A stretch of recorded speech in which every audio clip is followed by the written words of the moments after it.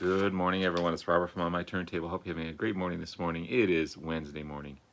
As always, coffee kind of morning. Hope everyone's doing well. Cheers.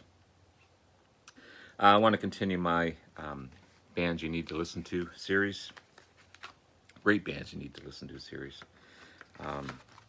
And talk about this great band, King's X. I have 7 of their studio albums here, all on CD. Don't have any vinyl of them yet, but I never see any vinyl of them out in the wild. But an amazing, amazing band. Before I get into everything, though, please hit the like and subscribe button below. Thank you to all that have liked and subscribed so far. I greatly appreciate it. Want to continue to put great content out there to be informative and to show you guys some great bands and artists that I have in my collection. It's because of you guys, your likes, your subscriptions, wonderful, wonderful comments that keep me going, keep me motivated to do this kind of thing, and I greatly appreciate it. Thank you so much. And again, thank you for everyone, for your wonderful likes, your wonderful comments, your subscriptions, amazing. Please do the same with everyone that's putting videos out there. And nothing better than getting a great comment on your channel. And I try to respond to all these comments. Hit that notification bell and just let's support each other. And that's what the vinyl community is all about. So thank you for everyone. Love you all. So King's X. Amazing, amazing band. Out of these 7 albums, I don't find one that's, I find they're all top notch. I don't find one bad apple of the bunch. Now, I don't have all their albums. Perhaps their later stuff isn't as good, but I doubt it. Amazing, amazing musicians. Power trio, for sure. A great alternative hard rock with some metal elements to it. Formed in 1979 out of Springfield, Missouri. They're first called The Edge, then they changed the name to Sneak Preview. None of those names work for me anyway, because I just like them as King's X. But they changed the names to King's X in 1985. Great band. As I said, amazing players. I don't find a bad album out of the bunch here. So Doug Pinnett on vocals and basses, amazing vocalist, amazing bassist as well. On guitar, Ty Tabor, or Tabor, I'm not sure how you pronounce that last name. And on drums, Jerry Gaskill. So it's a great power trio. Combination of metal, funk, and soul, and just straight ahead rock, power rock. Kind of reminds me in some songs of Whitesnake. That hard guitar driven, awesome vocals. And there's other elements of other bands in there. You can hear them. I just couldn't think of who. They're not as dark as, say, a Black Sabbath or an Iron Maiden. But just great straight ahead hard rock. I don't know how else to explain it. Their lyrics are influenced by gospel music themes, blues, British invasion music as well. A lot of people pin them as Christian band, which they are not. But they're pigeonholed as a Christian band, a hard rock Christian band. Nothing wrong with Christian music. I love. There's so many styles of Christian music out there, believe it or not. It's just amazing. But they are not a Christian band. But they use the themes of Christianity and the struggle between religion and self-awareness in their lyrics. A lot of their lyrics are around that. And a lot of bands do that. They're just not pigeonholed as a Christian band. Perhaps the name King's X, because that's a reference to, God and that type of thing. But again, very underrated band. They've had 12 studio albums. I've got 7 of the 12 here. 2 live albums and a ton of independent releases as well. They've opened for a ton of bands as well, Cheap Trick, Iron Maiden, AC/DC, Scorpions, Pearl Jam, Motley Crue. The list goes on and on and on. Who these guys have opened with. Again, because of their lyrics, people are confused. They think it's a Christian rock band, but even the band themselves say they're not.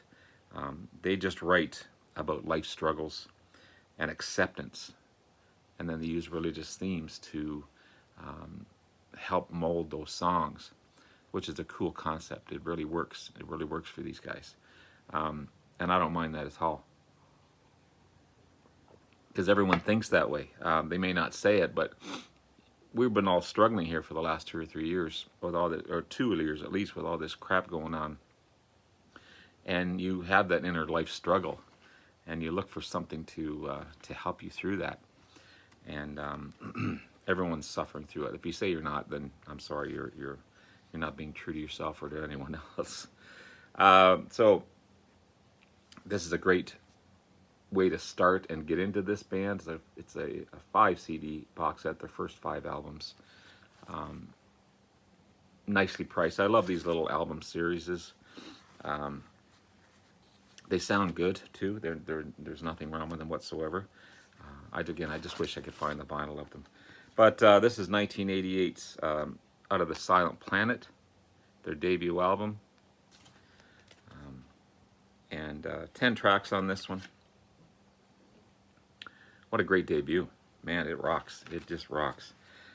Starts off with In the New Age, kind of a futuristic opening, and then it turns into this heavy metal track. I love the riffs in that one as well. Wonder, again, a kind of a Whitesnake feel to it. Great track as well. Sometime, got some hard, funky stuff going on in that one. What Is This? Another great heavy riff, great bass work as well. It's an awesome debut album. Really good stuff. So you got In the New Age. God, this writing is terrible, or my glasses are terrible. In the New Age, Gold Flocks, Power of Love, Wonder, Sometimes, King. Again, a lot, even their song titles, when you say King, you automatically think of God or that type of thing. But What Is This? Far Away, A Shout of Love, and Visions. Really great debut album by King's X. And then you have one of my favorites, their second album, and I love the cover of this one as well. This is Gretchen Goes to Nebraska. Look at the cover on that one. Just gorgeous. It's on the green label, or green CD color there. Again, second studio album, 1989 release. One of their best in my opinion. Out of the Silent Planet is the first track off of this one. Starts off kind of an Eastern sounding off-key opener. Really cool stuff. Rockin' Over My Head, cool riffs in that one as well. Funky, everyone knows a little bit of something. Amazing vocals on that one. It's a real funky track. Fall on Me, great heavy rocker track. Love the riffs in that one as well. And Don't Believe It, another great track. It's on the edge of hard rock and heavy metal.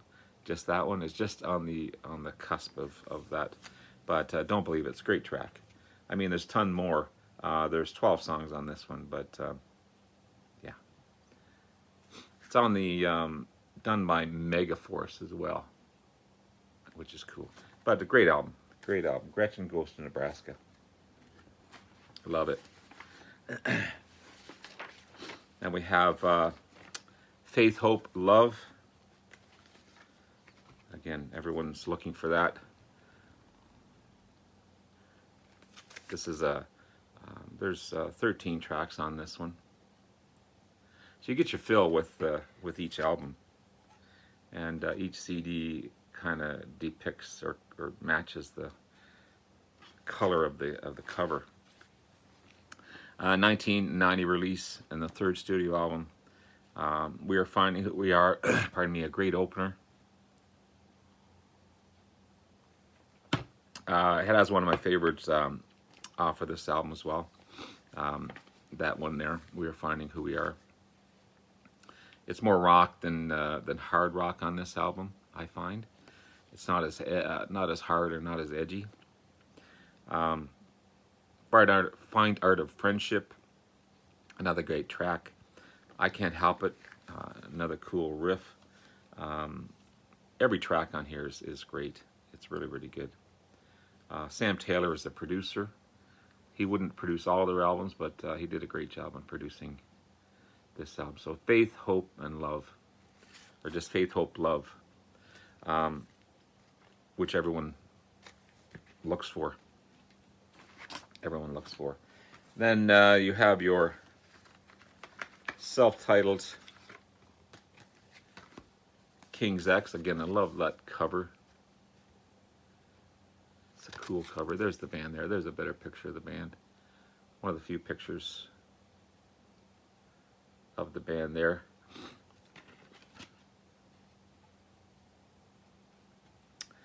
So 1992 released their 4th studio album. Again, back to basics on this one. More of a harder edge than Faith, Hope, Love. Maybe because of the theme of Faith, Hope, Love, they toned it down a little bit. I'm not sure.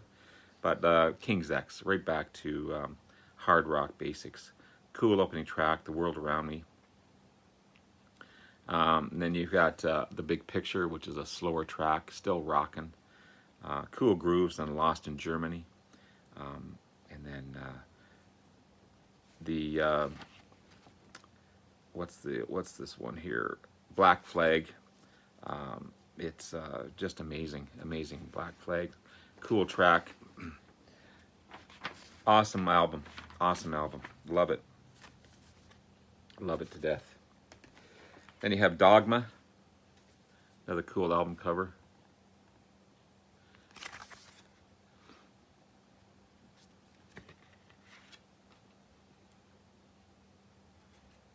Dogma, 5th studio album, released in 1994.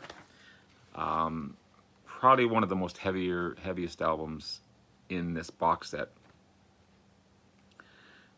Starts right off in your face with the title track, Dogma. It's a heavy riff right from the start. Pretend, great track as well. And then you've got what's that? Sorry, I'm trying to remember Flies in Blue Skies. Slow bluesy track on that one. Block the Sky, it's funky and heavy. And then Sunshine Rain, I love that track as well. Go to Hell, it's a fast, heavy track, speed metal almost, but a short track as well, just a very short track, only a couple of minutes long. And then it's amazing stuff. I put down here that the box set doesn't have a bad track on it, and it doesn't. And then after Go to Hell, you go right back into the heavy riffs of Pillow. I don't know if that was just a thought I put down, that the box set didn't have a bad, but it doesn't. I don't find a bad track on this box set. These guys put out some amazing stuff, and great writing. Yeah, they should be bigger than they are. So we go from that to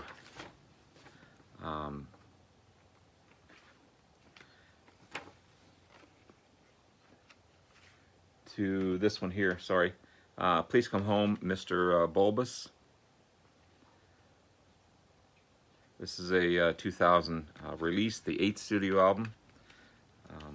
Another great album.